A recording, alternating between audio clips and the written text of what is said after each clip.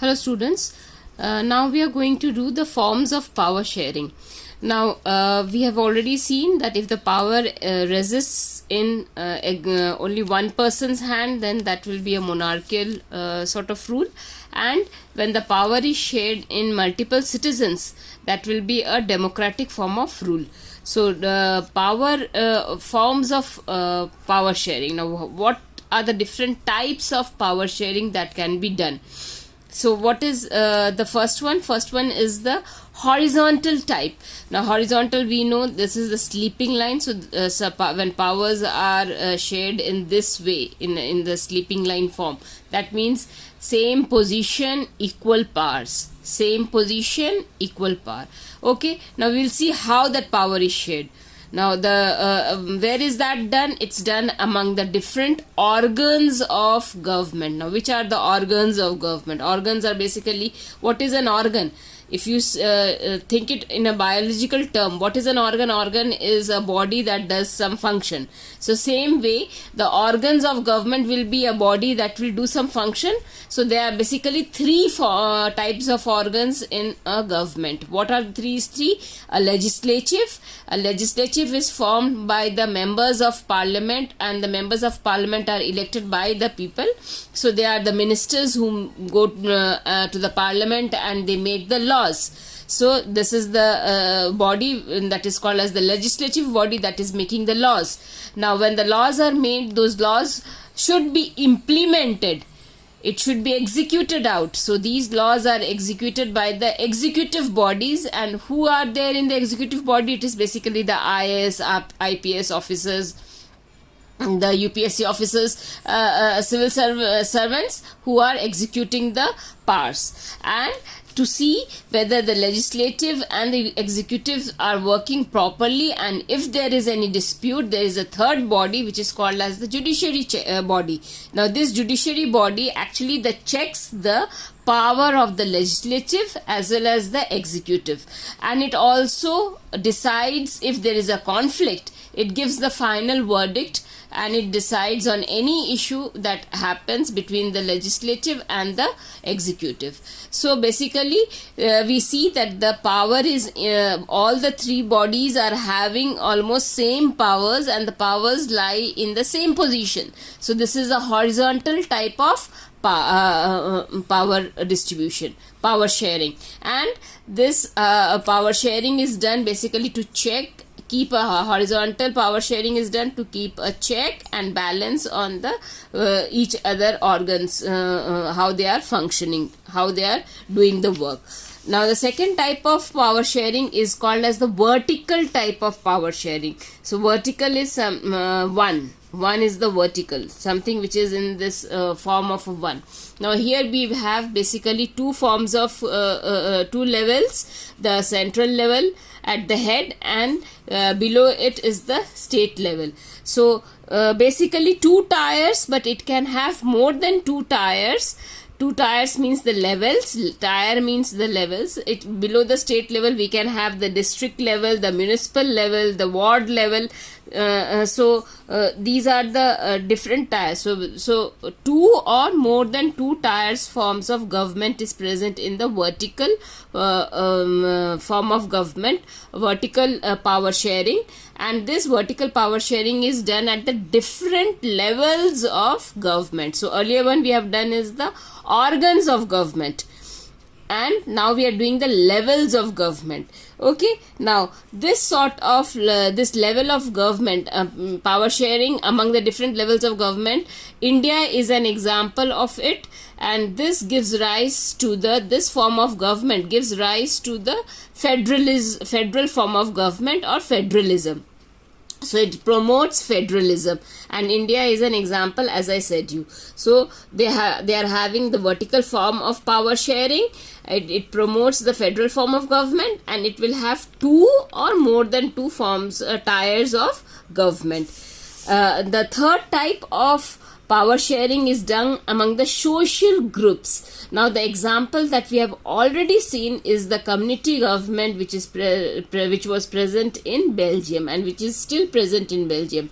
So this community government or the social group when power is shared among a social group, that will look into the interest, keep the interest of a particular social group of people, keep the interest safe for a particular group of people or particular social group in the society.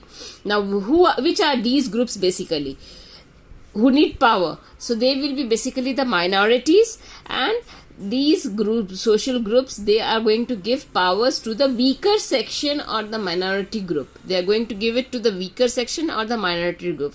And for example, in India we have the reservations of the SC/ST caste and the class reservations, the quotas that are present.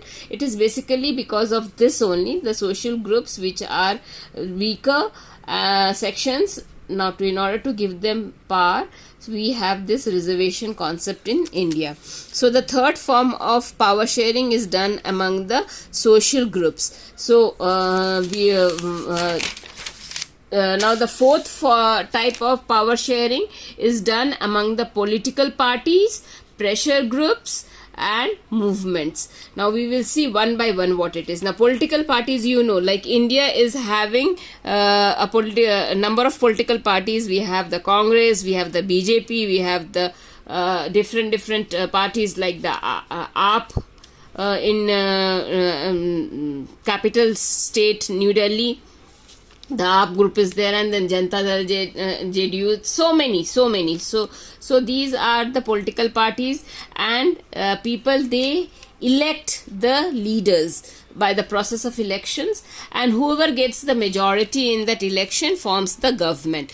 Now, those who don't get the majority, that doesn't mean they are of no use. They will sit in the opposition. So we have the opposition leader also. Even they are important because they keep a check on the functions of the government. That is the reason we have these parliamentary sessions in which the opposition leaders, they raise questions and they ask for a clarification on the work of the government.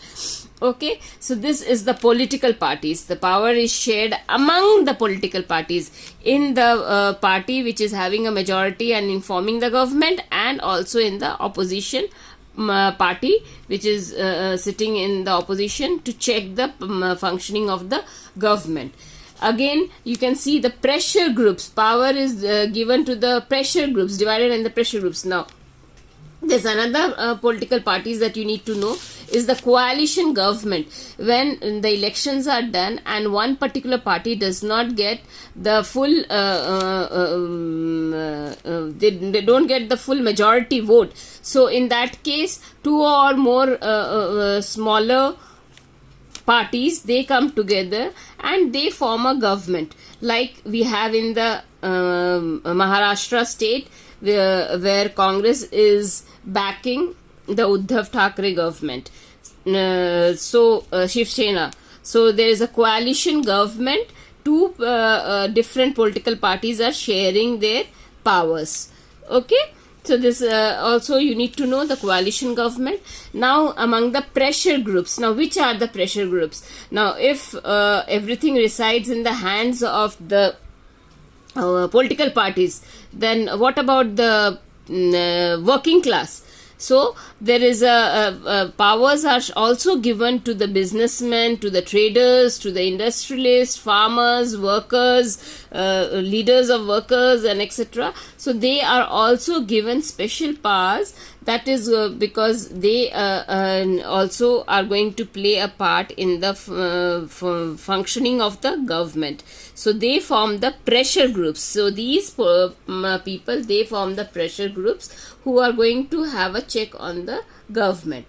The fourth type of power sharing which is done by the movements. Now, which are these movements? These movements are basically done by the NGOs. You must have heard about Amir Khan doing some movement for people, Medha Patkar for building of dams, where they were standing in opposition of building of dams and all. So Amir Khan also, he was against some decision taken by the government. So he was standing with the people against it with some NGOs and all. So these NGOs also, they are also given a part of power to check, keep a check on the government that is ruling. So the power is shared among these different people. So there are basically 4 types of power sharing.